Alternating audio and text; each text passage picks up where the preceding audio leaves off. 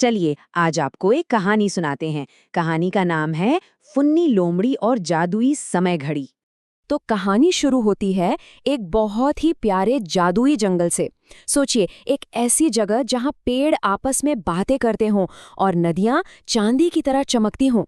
इसी खूबसूरत जंगल में रहती थी हमारी कहानी की हीरोइन फन्नी। लेकिन फन्नी की ना एक बहुत ही अजीब आदत थी। उसे हर काम में बस जल्दी मची रहती थी। हाँ, उसका नाम था फन्नी। जितनी वो चालाक थी उतनी ही प्यारी भी थी। पर उसकी बस एक ही परेशानी थी, उसे हमेशा हर चीज के लिए बहुत जल्दी होती थी। उसे लगता था कि जिंदगी ना एक रेस की तरह है और उसे हमेशा सबसे आगे ही रहना है। भागो भागो और तेज भागो, बस यही था उसका मंत्र। अरे उसकी जल्दी के तो क्या ही कहने। खाना पलक झपकते ही खत्म। खेल इतनी तेजी से कि किसी को समझ ही ना आए। और तो और दोस्त भी फटाफट बना लेती थी। लेकिन फिर एक दिन कुछ ऐसा हुआ जिसने फुन्नी की ये भाग दौड़ वाली जिंदगी हमेशा के लिए बदल दी। उसे जंगल में छिपा एक बहुत बड़ा राज मिलने वाला था। हुआ यूं कि जंगल में घूमते घूमते उसकी नजर एक पुराने पेड़ की जड़ों में फंसी किसी चीज पर पड़ी। वो पास गई तो देखा, अरे ये तो एक घड़ी थी जिसमें से एक सुनहरी रोशनी निकल रही थी। फुन्नी से रहा नहीं गया। उसने जैसे ही उस घड़ी को छुआ, सब कुछ एकदम शांत हो गया। हवा रुक गई, पत्ते जम गए, सब कुछ ठहर सा गया। फुन्नी का दिल जोर जोर से धड़कने लगा। उसने घबराकर इधर उधर देखा। उसके दिमाग में बस एक ही सवाल घूम रहा था, ये क्या हो गया? सब इतना खामोश क्यों है? और ठीक उसी पल एक टिमटिमाती हुई रोशनी उसके सामने आई, और उस रोशनी से निकली एक बहुत ही खूबसूरत परी, जिसके पंख तो जैसे सितारों से बने थे।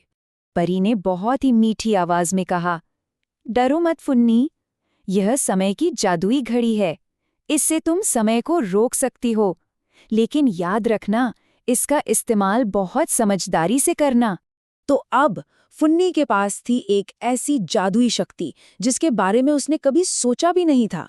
चलिए देखते हैं कि इस रुकी हुई दुनिया में उसने क्या क्या किया। शुरू शुरू में तो फुन्नी की खुशी का कोई ठिकाना ही नहीं था। वाह, अब कोई जल्दी नहीं, कोई भागदौड़ नहीं।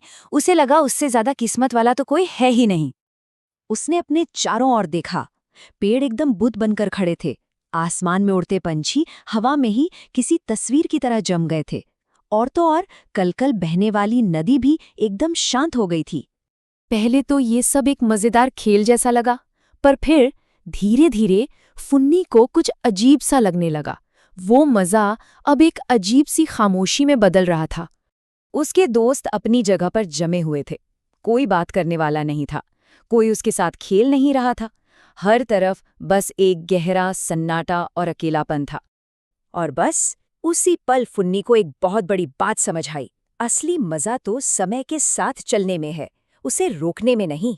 क्योंकि जब समय रुकता है तो हंसी, खेल, दोस्ती यानी कि जिंदगी ही रुक जाती है। अपनी गलती का एहसास होते ही फुन्नी ने तय कर लिया कि वो सब कुछ पहले जैसा कर देगी। अब वो समय का असली मोल समझ चुकी थी।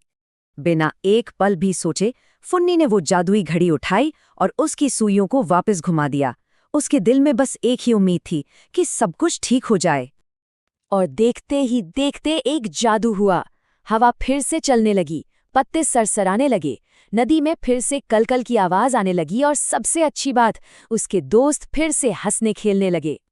फन्नी खुशी से चिल्लाए, अब से मैं कभी जल्दी नहीं करूंगी। मैं हर एक पल को अच्छे से जीऊंगी अपने दोस्तों के साथ इस प्यारे जंगल में।